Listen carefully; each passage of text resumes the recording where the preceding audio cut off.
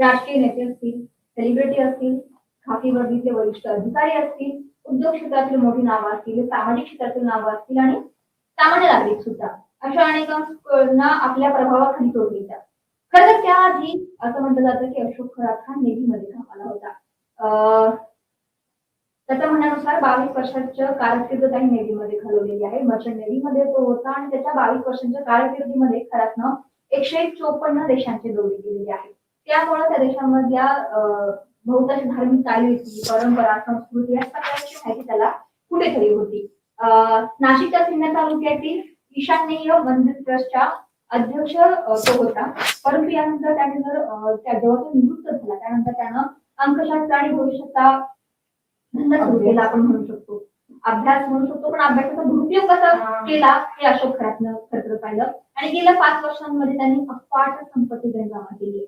जसं की सांगितलं की राजकीय नेते आणि सेलिब्रिटी या सगळे त्याच्या प्रभावाखाली होते आणि या प्रभावाचा वापर करून त्याने जवळपास 200 कोटी रुपयांची मालमत्ता जमवल्याचा प्राथमिक अंदाज जो आहे तो वर्तवला जाते.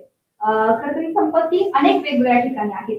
नाशिक मधल्या पाथर्डी परिसरामध्ये त्याची जवळपास 150 कोटी रुपयांचे बाजार मूल्य असणारी 30 एकर जमीन आहे. 30 एकर जमीन समोर आली. यासोबतच सिन्नर तालुक्यातील कहांडवाडी आणि मिरगाव इथं त्याची सुद्धा मोठी गुंतवणूक आहे आणि एक मोठं फार्म हाऊस त्याने उभारलेलं आहे. एवढंच नाही तर सिन्नर तालुक्यातील मिरगाव इथं 16 ऑगस्ट 2010 रोजी ईशानेश्वर मंदिर त्यानं बांधलं. हे मंदिर काही साधं सुद्धा नव्हतं. या मंदिराची वर्षाची उलाढाल आपण पाहिली तर 2 कोटी रुपये इतकी मोठी उलाढाल होती.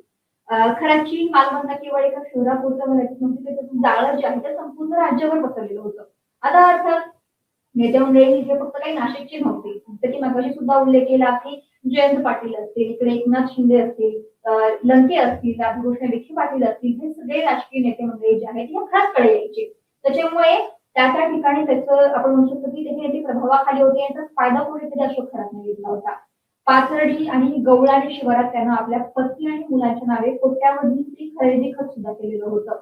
एवढंच नाही, ओझर विमानतळाजवळच्या जानोरी आणि 10 मैल या भागात सुद्धा त्याची 5 कोटींहून अधिक किमतीची जमीन आहे. इतकंच नाही, शिर्डीसारख्या महत्वाच्या आणि मोठ्याच्या ठिकाणी त्यांनी जागेवरती शेतजमीन खरेदी केली होती आणि तिची किंमत ही करोडोंच्या घरामध्ये आहे. आता शिर्डीसारख्या मोठ्याच्या ठिकाणी खरं तर ती जमीन खरेदी केली होती. एक मोठा भूखंड होता आणि त्याची किंमत कोट्यवधीमध्ये आहे. आता बाबांचे भाऊ एक्झॅक्टली काय आहे सांगता येणार नाही, पण ती किंमत मोठ्याच्या ठिकाणी शिर्डीसारख्या ठिकाणी जमिनीचा स्वाभाविकच त्याचं किंमत मोठी असणार आहे. परंतु आता घडलं असं की ज्यावेळेस तक्रार दाखल झाली त्याच्यानंतर बुधवारी जेव्हा त्याला अटक केली, अटक केली, त्याच्यानंतर दुसऱ्या दिवशी दुपारीपर्यंत त्या भूखंडावरती जो गहू पेरलेला होता तो लगेच काढण्यात आला. आता हे कसं शक्य झालं? म्हणजे तक्रार दाखल होते, त्याला अटक होते आणि त्याच्या दुसऱ्याच दिवशी त्या जमिनीवरचा जो गहू आहे तो काढला गेला. म्हणजे हे कुठेतरी प्रश्नचिन्ह निर्माण करणारं प्रकरण अर्थातच आहे. यासोबतच नाशिक मधील कर्मयोगी नगर येथे एक बंगला आहे. कॅनडा कॉर्नर इथे सुद्धा एक आलिशान ऑफिस त्यानं उभारलेलं आहे आणि याच ऑफिसमध्ये तो आपल्या भक्तांना बोलवायचा, त्यांना काहीतरी वेळी बाकी जादू असतील, अंधश्रद्धेच्या नावावरती भूत थापाटाला बळी पाडायची लोक आणि तिथे सुद्धा त्यांनी अनेक महिलांचं लैंगिक शोषण केल्याचं सुद्धा बोललं जाते. आता आणखी एक नवीन अपडेट अशी आली आहे की शिर्डीमध्ये खरातच्या पत्नीच्या नावे नवी मालमत्ता जी आहे ती समोर आलेली आहे. शिर्डीमध्ये कोट्यावधींची मालमत्ता, जसं की सांगितलं की मगाशी भूखंड होता, त्या भूखंडावरती त्याने गहू पेरलेला होता आणि अटक झालेल्या दुसऱ्या दिवशी त्यानं तो गहू काढला गेला होता. परंतु यासोबतच 50 कोटींपेक्षा जास्त बाजार मूल्य असलेला भूखंड सुद्धा शिर्डीमध्ये त्याचा आहे. आता म्हणजे आणखीन एक 5 कोटीपेक्षा जास्त किमतीचा भूखंड त्याने बायकोच्या नावावरती घेतल्याचं समोर आले. एवढंच नाही, शिर्डीतील अनेक उद्योग, हॉटेल, सहसा देखील हा बंधू बाबा निवावी पार्टनर होता. म्हणजे अनेक शिर्डीमधले उद्योग असले, म्हणजे आपण साईबाबा मंदिर तिथे आहे, प्रशांत तिथे आहे, अनेक भाविक तिथे येत असतात. हॉटेल उद्योग म्हणजे हॉटेल किंवा लॉज अशा गोष्टीमध्ये जो पार्टनर सुद्धा समोर आलेला आहे. एकंदरीतच कोट्यावधींची मालमत्ता त्यानं आपल्या राजकीय ओळखीचा फायदा घेऊन कमवलेली होती किंवा चुकीच्या मार्गाने त्यानं कमवली होती. हे सगळ्या प्रकरणात ही सगळी प्रकरणात समोर येत आहेत. 2 दिवसामध्ये त्याची 200 कोटींची मालमत्ता समोर आलेली आहे. त्या तपासामध्ये आणखी किती कोटींची मालमत्ता त्याची समोर येते हे पाहणं महत्वाचं असणार आहे. कारण की आता आणखी एक महत्वाची गोष्ट म्हणजे हायलाइट करायची तर फक्त महाराष्ट्रच नाही, या बाबाचं, या भोंदू बाबाचं जाळं ना ते महाराष्ट्र बाहेर सुद्धा होतं. जे हरियाणा आणि राजस्थानमधील काही वजनदार मंत्री आहेत ते सुद्धा खराच्या संपर्कामध्ये होते असं म्हटलं जाते.